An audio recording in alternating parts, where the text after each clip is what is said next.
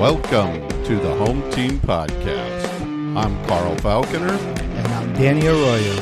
And we're tackling homelessness.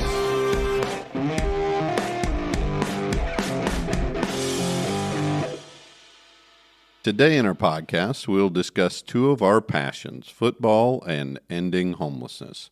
Please join us through 4 quarters with our topic this week being reunification. How was your weekend, Danny? It was good. Went to Epic with the family, and that was fun. Nice. I'm getting older, so the rides are hitting me a little harder. But, we had a great time. Really, really nice park. Like, really, really nice. So we're so used to Disney and, And you went to all 4 parks, We did all 4. Yeah, We did all 4. So they were good. The Villains Monsters was the best one. Yeah. We got on a ride twice there, so it was fun. That's fantastic. Yeah. How's yours? That's great. Weekend was good, relaxed pretty much most of the weekend. Obviously on Friday night, Halloween. Tried to get trick-or-treaters to come to the door. I had tons of candy and nobody showed up. I was very disappointed. Yesterday I talked with one of our board members and he had kids lined up around his house and stuff. And my first year where I was, we had nothing, but they were building everything. This year we had a bunch. We almost went through all the candy. Oh man, I should have come over to your neighborhood and passed out candy. There was a lot of good kids coming by with cute outfits. So it was good. We had nobody this year. So, all right. So we'll start it off as we always do with the coin toss. Danny, go ahead and call it in the air. Heads.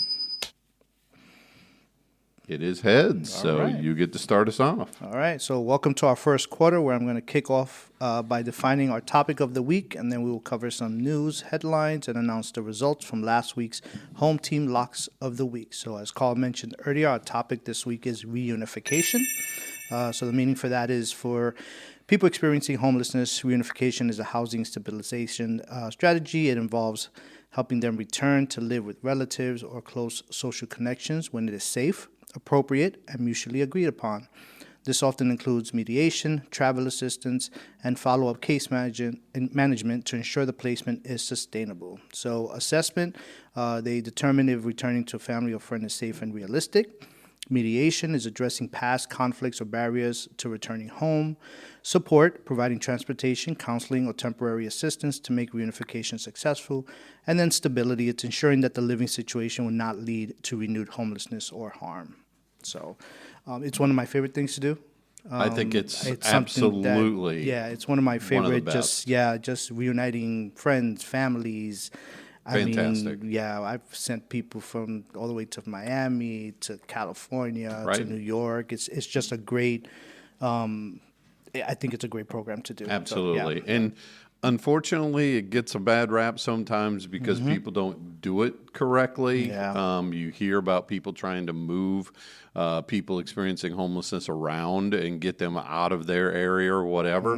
That's not what this is. Right. This is an actual reunification to help them not be homeless any longer. So really finding those friends and relatives outside of that area that can support them. And in some cases, at least some that I've experienced, or had experience with, people were looking for them. You know, their family couldn't find them and didn't know that they were out there. They had support for them. They were able to take them back, but they didn't know they were even there. So, it's a fantastic program. I love it very much. It's really a big fan of reunification. All right, well, now let's take a look at some of the headlines from the homeless world. So President Donald Trump's administration faces deadlines on Monday to tell 2 federal judges whether it will comply with court orders that it continue to fund SNAP, which is the Supplemental Nutrition and Assistance Program. It's the nation's biggest food aid program, and what they're facing is whether or not to use contingency funds during the government shutdown. The U.S. Department of Agriculture planned to freeze those payments to SNAP starting November 1st because it said it could no longer keep funding it due to the shutdown. The program serves about 1 in 8 Americans and is a major piece of the nation's social safety net. And it costs about $8 billion per month nationally to run the SNAP program.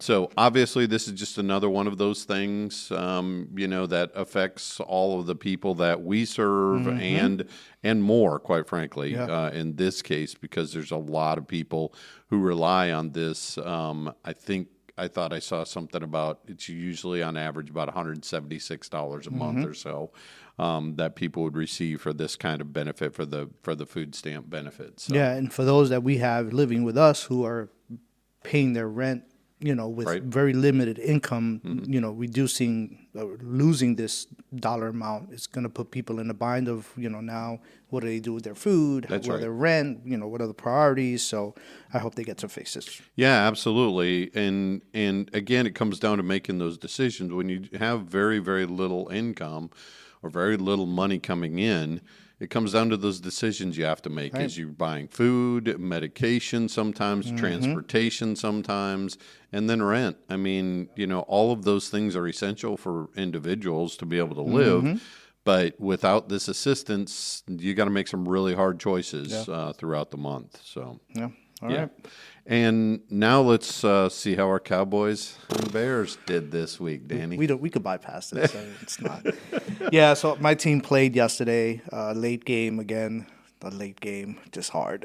But yeah, we played horribly. I mean, we're our own worst enemy. I mean, we literally just ruined our games for ourselves. But we lost 27-17. We're going into a bye next week, so hopefully they can all sit and think about what they've done to us. To the fans. To the fans, yeah. But right now they are 3-5-1, so just a horrible record. I mean, it's a bad record. Absolutely. So. And just last week we were talking about their offense being so good, their defense being so bad. Their defense showed up a little bit for this game. Now, granted, the Cardinals were without some of their players and all of that, but still the defense showed up. I mean, 27 points is not a big thing to overcome. But I saw the Cowboys were averaging, at least before Monday night, they were averaging 40 points a game scoring at home, and they ended up putting 17 on the board.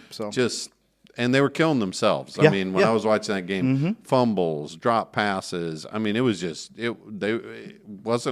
didn't look like Arizona was doing a lot against them. It looked like the Cowboys were the ones who were their own worst. They lost their game on their own, their own errors, and so. Yeah, absolutely. So just another bad loss for us. Yeah. But we have a bye next week, so let's see what happens. My Bears tried to give me a heart attack this weekend. I was looking at the score the whole time. I was like, do I text him now? Do I wait? Let me wait till the end of the game. They got up big on the Bengals. We're doing fantastic. Again, what is this? This is week 9 now. And I said the offense would come around. Now the offense started coming, so that was good. They were really there, and the offense was there, and then the defense went and let us down, and the Bengals just started scoring at will until right at the end when my Bears pulled it out again with more offense.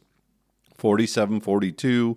They beat the Bengals, so that's a win. We'll take it. We'll take the win. There you go. Again, this week the offense had to pull the defense out of it, and that was great. I'm glad that the offense showed up. My Bears are 5-3. Good record. All right, rolling. Pretty much the opposite of mine. There you go. And next week's opponent is the Giants coming to Chicago. So I'm looking forward to that. It should be a really good game, and hopefully my Bears can keep it rolling. Keep it going. Very good. All right. Good for you, man. All right. That wraps up the first quarter. We'll be back after this break.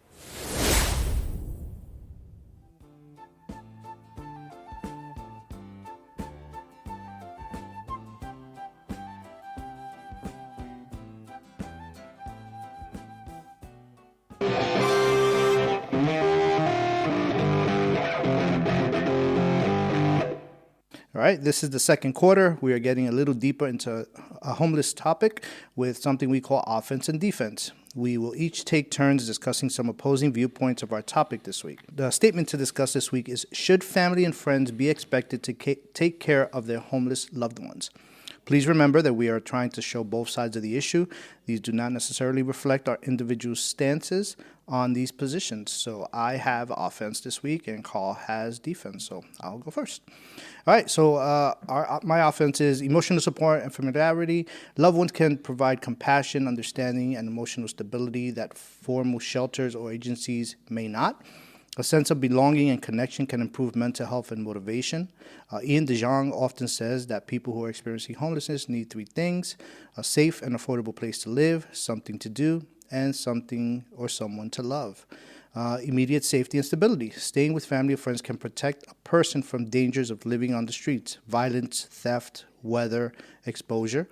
It often offers access to basic needs like food, hygiene, and rest. Reduced barrier to help. Family can help the person navigate resources, medical care, job searches, housing programs that might otherwise be overwhelming. It can buy time while waiting for permanent housing or benefits. I think that's one of my favorite ones, that line. Potential for rebuilding relationships. Homelessness often strains relationships, support from loved ones, and can help rebuild trust and communication. So call your defense. Great. I have the defense. Again, I want to remind everybody, should family and friends be expected to take care of their homeless loved ones? I'm giving reasons why they should not. Emotional and financial strain. Taking in a homeless loved one can cause stress, conflict, or burnout, especially if resources are limited or the situation is long-term. It can lead to resentment or guilt if expectations differ between the host and the person being helped. Unresolved root issues. If the person struggles with mental illness, addiction, or trauma, simply providing a place to stay may not address the underlying problems. Without professional support, the situation may repeat or worsen. Risk of enabling or dependency. Providing housing and support without structure or boundaries can unintentionally prevent the person from seeking independent stability. Household safety and stability. In some cases, the guest's behavior, whether it's substance abuse or volatility, lack of boundaries, can create tension or risk for others in the household. And then finally, there's legal or housing complications. Allowing someone to stay might violate lease terms, affect public housing eligibility, or create complications around tenancy rights. So I'll go ahead and I'll start the discussion on your points, Danny. Mm-hmm. I do like these. I think, if the family is in a position to be able to help people or help their loved ones, I think it's certainly, you're right, the emotional support that's there, the safety and stability, even helping them reduce barriers to help. Any of those things can be positive. I guess my counter to that would be, if the family was able to help, why weren't they already doing it? Why didn't they help the person stay housed or keep from becoming homeless? And I understand in some situations, particularly with the people that we serve, and I've talked to a lot of people out on the streets when I was doing outreach, and there was a lot of guilt and a lot of shame there, and they were not reaching out. They didn't know that their family member, they didn't want their family member to know that they were in trouble, that they could not stay housed, that they were losing their housing, or that they had already lost their housing. And so, but again, I think that goes back to the whole idea that the family, if they have the ability to do so. Now, the counter, you talked about the reducing barriers and, helping persons navigate resources. I would say this is one that I would object to, because the family in most cases are not professionals. They're not trained to do these things. And I think without that professional help, I think it can be really easy to burn out your family members, relying on them to help you get food stamps or help you apply for Social Security or any of those. They're not professionals. And what we used to have to tell people when I was doing outreach is, we would run into people who had some connection with their family, and their family sometimes was supportive or not. What we would have to do is we'd have to let them know, look, you've got to let us be the professionals here. Let us be the mediator between you and your family member. We'll let you know when we need your help or assistance and support for this person, which will probably not be until we get the person moved into housing, because we want this person to get stable first so that they're not a burden on you as well as a burden on themselves. We want that stability first, and then we'll reach out, and that's when I found that it was a better option for family. Yeah, I think that there's a lot of different instances. I mean, your unresolved root issue one, I mean, that's a big one, just because, especially addiction. Oh, absolutely. There's so many times that families just can't handle that. Yeah, and, absolutely. End up having the person leave, and then they get worse on the street. Mental illness is also a big one too. Yeah. But and also the emotional and financial strain. Some people are barely getting by, and now Right. we're adding another person to the household. Yeah. Can they support them? Can they help them through that process? So Absolutely. it's very, very difficult. Absolutely. And I've had a lot of instances of doing reunification where the Yeah. person's like, I can't bring them in. Right. My house is full. Yeah. We got a bunch of kids That's in exactly right. in a 1 or 2 bedroom, and I can't do it. You Yeah. know, so but I think that on the other side, I think just like you said earlier, there's people that have lost contact with their That's right. loved ones. They left to another state. They, Correct. just on my side, I personally know that people have left for mental illness just because they left, and Right. and we tried to provide that support for them. It just wasn't working. Yeah. And not that we gave up on them, but Right. it was just we couldn't do much for it. But on Absolutely. the other side, we didn't know all the resources that were out there. That's we true. didn't know what to do. We didn't know who to contact. Well, and that's why, getting professionals involved is really important in this process, regardless of, if you have someone who has already experienced homelessness, you need to get professionals involved Definitely, with it. yeah. Whether you can take them back in and help them and support them, you need to have some professionals there that can have some level of separation between them so that they can see what's really going on and what's really happening there.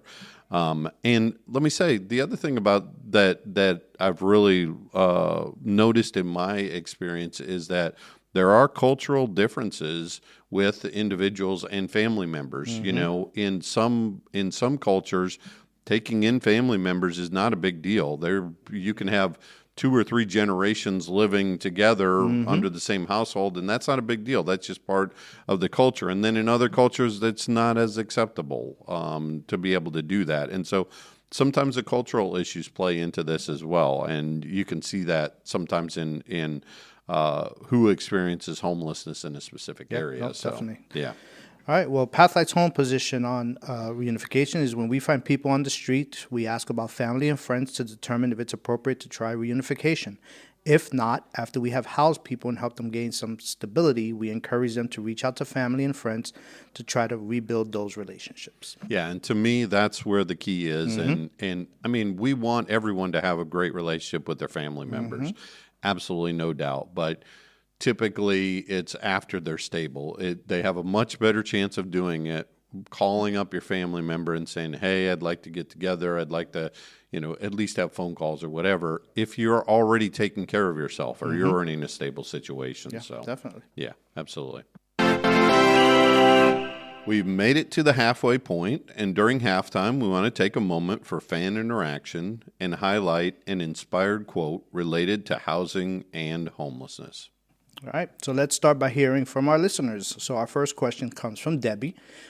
Take away all current limitations. What would the ideal homeless services system look like? Wow. Okay, this is a good one. That's a good one. This is a good one. I mean, the ideal homeless service situation, of course, would be nobody ever becomes homeless. Right. That would be the ultimate, of course. But let's say that people are still becoming homeless. Then effectively what we have said in the homeless service system is we've said that when you reach what we call functional zero, and I think we talked about this on our previous podcast, when you reach functional zero, where your system can rehouse every person that becomes homeless within 30 days, then you've basically created a system that's, almost perfect at that point, is being able to rehouse somebody in 30 days. So whatever that looks like, whatever scaling you need, services, and for each community, as we've talked about before, it might look different. Some communities might need more rapid rehousing. Some might need more permanent supportive housing, more shelter, less shelter, all those different things. So each community would have their own version of it. But the ultimate goal or the ultimate way that you would know that the ideal homeless service system is there is if you can rehouse any person that becomes homeless within 30 days. I think it's also adding the services, how we say all the time that if we're going to house people, we have to provide services for everyone. Right. And if we don't have it, then the recidivism, they're going to go back out on the street. Correct. So I think the ideal one, of course, is ending homelessness completely. Sure.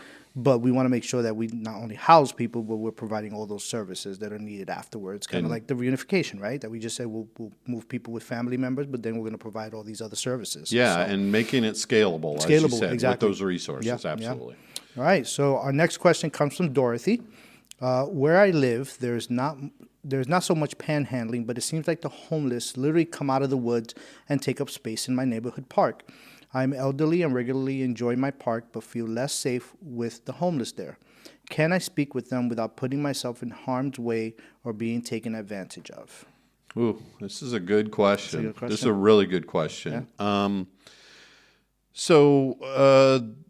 I would say yes. There's definitely a way that you can talk with the individuals. In fact, if this is an elderly female, what I would guess is if she started a conversation with one person who was homeless in that park and hanging out there, if she started a conversation with one of them, she would probably find, and this is what I've found in my experience, and more often than not, what I've found is that the other people who are experiencing homelessness in that park, if they're part of that same community and they're all together, is they'll actually look out for her, is they'll actually make sure that she stays safe while she's in that park. Yep. And they'll talk to her about that, and they'll talk to her if there are bad actors in their community or people who might not, have all of their faculties about them, might have some mental illness going on or something like that. They'll inform her and help her understand who might be, not as safe to approach or somebody like that. And so, yes, I think the easiest way for her to be able to do this, though, is to try to pick someone who is, I would say, who is similar to her. If there's a female in the group or there's a female, person who's experiencing homelessness that's older, try and strike up a conversation with them if you want to do that. Like you said, you regularly enjoy the park, great. They're enjoying the park too. If you feel comfortable, and again, try not to bring too many things into the equation, like a whole bunch of flashy jewelry or carrying your purse with you or things like that. Nothing like that. There's no reason to do that. If she's a regular at the park, she's noticing them, but they're noticing her. They're too. noticing her. So they too. know she's there every day. They That's know right. she comes and sits at this bench at a certain time. That's and right. Eats her sandwich or That's feeds exactly the right. pigeons. But I think it's just a conversation like you would have with anyone. I mean, absolutely. You're not going to do any case management with them, just have a conversations about the day, the park, That's right. The weather or whatever it is, Yeah. and they'll strike something up, and eventually they'll probably start sharing some more information with them. That's exactly right. But just have a conversation. It's not being scared of them, right? So I think the only thing, and again, being taken advantage of, I think that's the other thing, is if you start to have a conversation with them and all they're interested in talking to you about is whether you have money or whether you have something for them or things like that, then just cut off that conversation. Yeah. Just move on. There's, see if there's somebody else that you can have a conversation with. But, don't get too wrapped up in that conversation necessarily, because then that person's only looking for one thing. Exactly. And that's not what you're interested in. You're interested in, getting to know who that person is and maybe, building some kind of a relationship with them. Yep, definitely. Yeah, absolutely. Well, it's time to get inspired by our quote of the week. This quote comes to us from David Ogden Steers, who's an actor and a conductor. Family means no one gets left behind or forgotten. It's kind of the theme, right? Reunification. That's right. So Reunification. I have a story that happened in my previous place that I worked. We did reunification. We had a director there, case manager, who did a fantastic job and just went out of his way to get people back to their family. So we had this one gentleman who came in, was coming to the drop-in to get services for a while. And we started having conversations with him and figuring out what his next steps were. And he had very little income. He had his girlfriend. She hardly had any income, or fiance. And then we ended up asking him about family and who did he have. And he said, he had a mom down south, but couldn't remember where it was because he was, he struggled with mental illness. So social media came into play. and we got at least her name and just started digging. And we were looking for about 2 weeks, just about searching everywhere. Yeah. We finally located her in Miami, reached out to her, and she just flipped on the phone. Just, I can't believe it. I haven't seen him in a couple of years. I had no idea where he was. And we were like, well, can you bring him in? She said, do I need to buy a plane ticket? And we were like, nope, we cover all of it. Don't worry. Yeah. But we asked her, the right questions. Can you support him? Sure. Can you take care of him? We told him kind of where he was in his state. He was taking medication while he was working with the case manager. We got him on medication. And then we told her, well, he's coming with a girlfriend. And she was like, I don't care. She's family. Send them too. And we ended up putting him on a bus and send him down. And then we checked on him about maybe a couple of months later. He was fine. His mom was saying he was behaving. Right. he was doing good. But it was a good story because she just was looking for it for so long. But because she was older, she just didn't know where to look. Young people have more access to social media. Sure. And she had no idea, but it wasn't even a question of, before we even finished the sentence, like, wow, send them. She was like, I'll pay for it. We were like, no, we're going to cover it. Just meet them. And then, we gave her all the information of, we got her address, make sure we validated where she lived, make sure it was legit. And we send them down and they both left together. So yeah. That's great. Good, And again, that's where we talked about before is oftentimes family don't know that the person's in this situation. They don't know that they're struggling, that they're having these issues, and they're more than willing to try to support any way they can. And some families more than others are willing to support the person as much as they can, but they just don't know that they're in the situation. Yeah, and with her, I remember her asking us, she gave us a story about why he left or why they had a falling out. It was because of substance abuse. Right. Sure. And one of the questions was, is he still using? And we were like, no, he's not using. He goes to NA and AA and all that. That's great. And he's clean. He was just struggling from mental illness, but he was on his medication. But that was kind of the first question. You could tell that was the only hesitance that she had was, is he going to come back and start using again? That's right. But we assured her that he was clean, he was good, and doing good. Yeah, that's great. That's fantastic. That's a great story. All right, and that concludes our halftime. Please stay with us after this short message. Hello, everyone. I'm Carl Falconer, the president and CEO of Pathlight HOME, and I'm often asked by many in the community, what can I do to help end homelessness? I would like to invite you to join Pathlight HOME's efforts. Pathlight HOME is a 501c3 nonprofit organization in Central Florida. We currently have 560 units of housing that we provide to individuals experiencing homelessness. But we also provide additional support through employment resource centers and mental health services. We have a drop-in day center where people can come in from the heat, do laundry, get meals, all in preparation to get them into housing eventually and off the streets. Community involvement is key to the success of our efforts, and we love when community members want to get involved with Pathlight HOME. There are 3 things we invite you to do to help. Number 1, consider supporting us with funding. No donation is too small, and every dollar has an impact on our community. You can go to pathlighthome.org and click our donate button to contribute anytime. Number 2 is volunteering. We'd love to have volunteers come in and help us with any of our projects. We have ongoing projects and needs, but are also open to individuals and groups sharing specific talents in ways that build up our residents.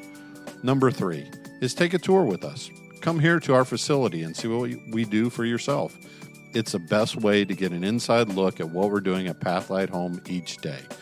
We think it's important to understand the work it takes to fight homelessness and love the opportunity to meet community members who are passionate about the issue.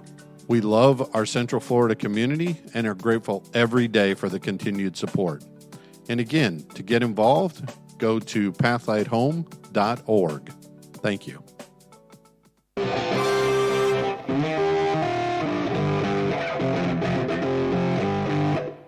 It's now time to kick off the third quarter by highlighting the goodwill and good works in the NFL community, looking at how our local football teams fared, and announcing our NFL home team locks of the week. So our NFL player spotlight of the week is Nakobe Dean. He may just have recently returned to the field for the Eagles, but he's been busy this season, both rehabbing his injury and making an impact in the community. He spent the offseason attending most of the teammates' philanthropic events and hosting his own through his Kind Heart for Life Foundation. And they pulled off 2 big events leading to the Eagles' LB being named Week 9 NFLPA Community MVP. Dean teamed up with the Oral Health Impact Project to launch their 2nd annual school tour, a tour that will travel to 5 different schools in Philadelphia and provided free dental cleanings, screenings, and supplies to over 100 students. Wow. And if that wasn't impactful enough, 4 days later, Dean hosted a give-back event that donated 1,000 winter coats to local youth, as well as provided 600 meals, 200 free haircuts, and 300 blood pressure and diabetes screenings for attendees. Wow. I'm honored to be named an NFLPA Community MVP. Giving back affords me the opportunity to uplift others by showing the small acts of kindness can make a big difference, Dean said. My mom instilled in me the priceless value of helping others, which motivates me to continuously find new ways to serve and inspire others. That's fantastic. That's absolutely great. He was injured. I got nothing to do. Let me give back. That's right. May as well give back. Yeah, while he's rehabbing. That's fantastic. And again, you talked about, giving back in your local community, giving back in your hometown. Yep. And the third thing I would say that is almost in every story is their family. Is their family and how their family instilled these values in these players. Yep. To make sure that they give back whenever they become successful. Yeah. I think because a lot of these players do come from poverty. They have come from homelessness. They have come from single-family homes where the mom is just barely getting by. So they understand what these kids are going to, and they just want to give back. So, I mean, he did a lot. Yeah, he did. That's So, fantastic. That's great. All right, Mr. Call. All right, the fantasy football player pick of the week. You had a good week. I had a good week this week. I had a good week. Mine is the opposite. All right, I'm starting to turn around a little bit. Last week, I chose Josh Allen, quarterback for Buffalo. The game was Kansas City at Buffalo, and he was expected to get 20 points. He got 27 points. Good. Yes, exceeded his expectations. So definitely the player pick of the week. Nice. This week, I'm picking Sam Laporta. He is a tight end for Detroit. Detroit is playing at Washington this week, and Sam is expected to get 7 points. Okay. Now, it's a little less than the quarterback. Quarterbacks get more points in our league anyway. And so, but I think he'll exceed the 7 points. I know Washington's defense has not been doing really well. Yeah. So he might go above that. Yeah, hopefully. Definitely. Hopefully he will. Our fantasy flashback for this week the great is Jerry Rice. Jerry Rice, wide receiver for the San Francisco 49ers. In Week 10 of 1995, he had 14 receptions for 289 yards and 3 touchdowns against the Minnesota Vikings.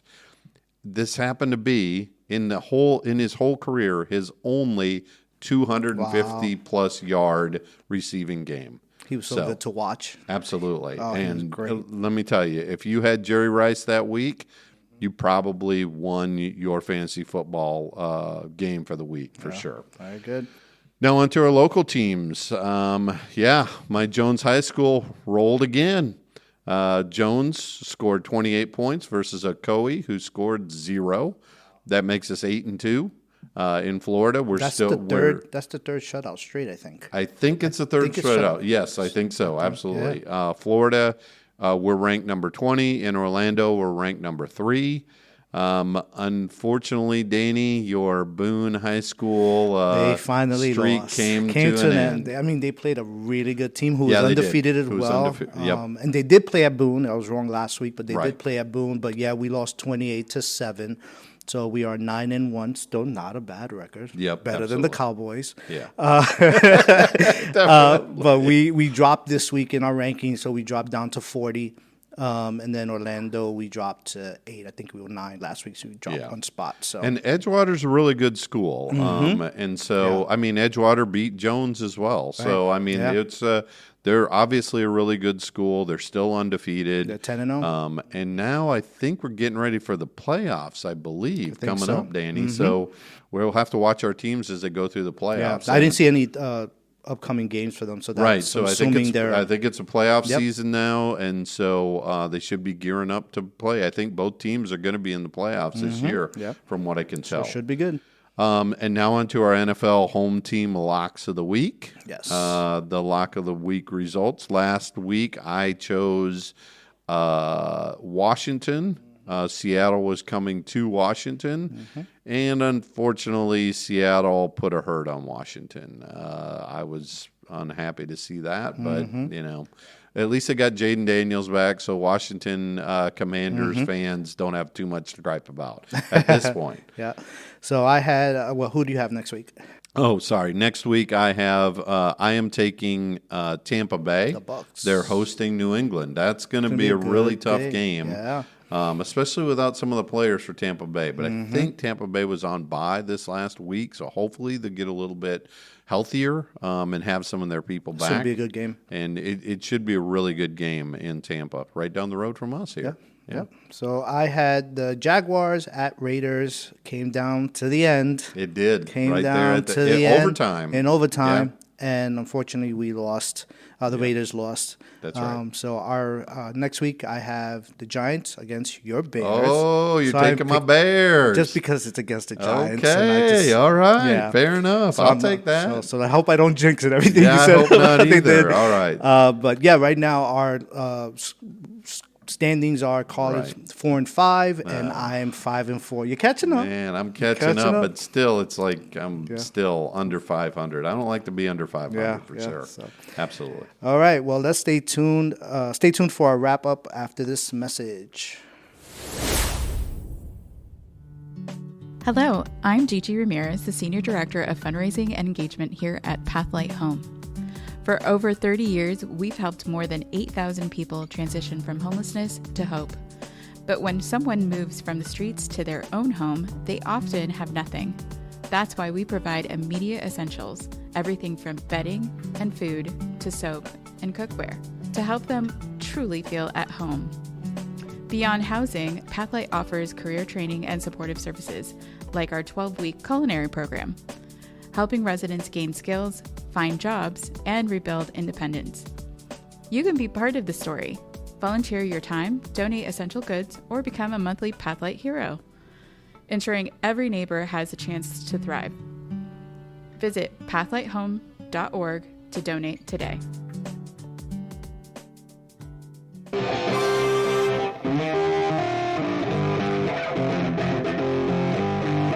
Welcome to the fourth quarter, where we will wind down this episode by reflecting on a homelessness MVP and fumble of the week before wrapping up with our key takeaway. So, Danny? Yep. So let's start with our MVP of the week. When Kevin Adler saw a homeless man in San Francisco, he flashed back to his uncle Mark, who lived on and off the streets for 30 years. It wasn't until after he passed away that I really started thinking, gosh, I'm walking down the street here in San Francisco. I see a person experiencing homelessness. That could have been my uncle, he recalled. Kevin's uncle, often the life of the party at family holidays, also battles schizophrenia. Seeing the homeless man just started to bother me too much, Adler said. I couldn't unsee what I had seen. So the tech entrepreneur summoned his faith. I wondered, how would Jesus use a smartphone? The answer, used a video recorder. So 3 years ago, Adler quit his job and launched a nonprofit he called Miracle Messages, seeking to reunite the homeless with their loved ones. He hit the streets and recorded a homeless man's message. The miracle came after he posted that video to Facebook, social media, like we mentioned earlier. That's right. Within the first 20 minutes of that post, his sister was tagged, Adler explained. We got on the phone the next day. She said that Jeffrey had been missing person for 12 years. Wow. 3 years later, Adler and his team of 1,000 digital detective volunteers from the streets, roam the streets, record the homeless and their messages, and post the videos online. So far, they've reunited 120 homeless people with family members. A person is not a problem. A person is a person, Adler reminds everyone, and we need to re-embrace them as a community. So yeah, we can end homelessness. That's Cool, right? fantastic. And Miracle Messages, I've worked with them before. You have? Oh, yeah. okay. When we were in South Florida, we used Miracle Messages to help people get reunited. And my story from that is we used Miracle Messages to get a gentleman who had been lost by his mother, who was in California, had lost him for, I think, about 7 years. He had been out on the streets. And it was very similar to the story that you just told not long ago, is that when we reached out to her, she couldn't believe. She thought he was dead. Yeah. She honestly thought he was dead. And when we reached out to her and said that we had found him, she said, send him to me because I can take care of him here. Yeah. And it was fantastic. But we used Miracle Messages. Yeah, and you think of the people that are out on the street that are struggling and they're having such a hard time, but we forget about the people back home. That's right. That think their family member is dead and That's right. just have no idea where they're at, and it's hard on both sides. Lost contact with them, and but he quit know his where they job. were. Miracle Messages, pretty good. No, that's fantastic, and it's a great organization, and anybody who can get involved with that or really help them out, we absolutely, they're very, very valuable. Absolutely. So now on to not so inspiring work with our fumble of the week. This one comes from Nashua, New Hampshire. City leaders in Nashua voted to ban public camping and certain recreational vehicle parking in an effort to address homelessness in the city.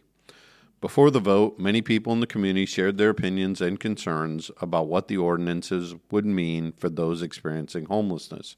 According to preliminary 2025 data from the state, there are 1,053 people experiencing homelessness in Hillsborough County, where this is located. The meeting lasted several hours Tuesday night and into the early hours of Wednesday morning before the Nashua Board of Aldermen voted to pass the ordinances. One of the ordinances prohibits camping on public property. Those in favor of the proposal said parts of the city have become unsafe and unsanitary, while those who opposed the ban said it would criminalize homelessness without addressing the root problem. Things we've heard before, right, Danny? Both sides. And we Both know sides, yep. that both of those sides exist. The proposed ordinances do not criminalize homelessness and do not punish homelessness, said Nashua resident Carrie Baxter.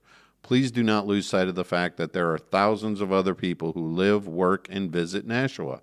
You have an obligation to us as well. Whew. That one. I don't know about that one, Danny. Yeah. I don't know about that. Yep. I live at the encampment. I walk the line between both of your worlds daily as a business owner and an active member of the community and one of the homeless people, said Nashua resident Sam Burnden. If we're all a community, then we should act like it. There you go. That, I think, is that could have been our quote of the week right there. Yeah. If we're a community, then we should act like it. Exactly. And, I grew up in a small town in South Dakota. And I may have told this story before to you. I don't think I've told it on the podcast, but I grew up in a real small town in South Dakota. And I never experienced anyone becoming homeless. And when I got into this field and I looked back on it and I thought about it, I thought, it's really odd because I never saw anybody who was ever homeless out on the street. And I'm sure we had people who were struggling in our community. Right. But the reality is that our community wouldn't allow it. We would not allow people to be homeless out on the streets because they were part of our community. They were part of our family, and everybody there was willing to do whatever it took. There were certainly times when people went through hardships. We had fires that people went through. We had, people lost their jobs, all kinds of disasters that were going on. Not one time did I ever see anybody out on the streets. And it's because of that mentality. It's because, as this Nashua resident said, we were a community and we acted like a community. We took care of our own and we made sure that people were not out on the streets in the town that we lived in. Yeah.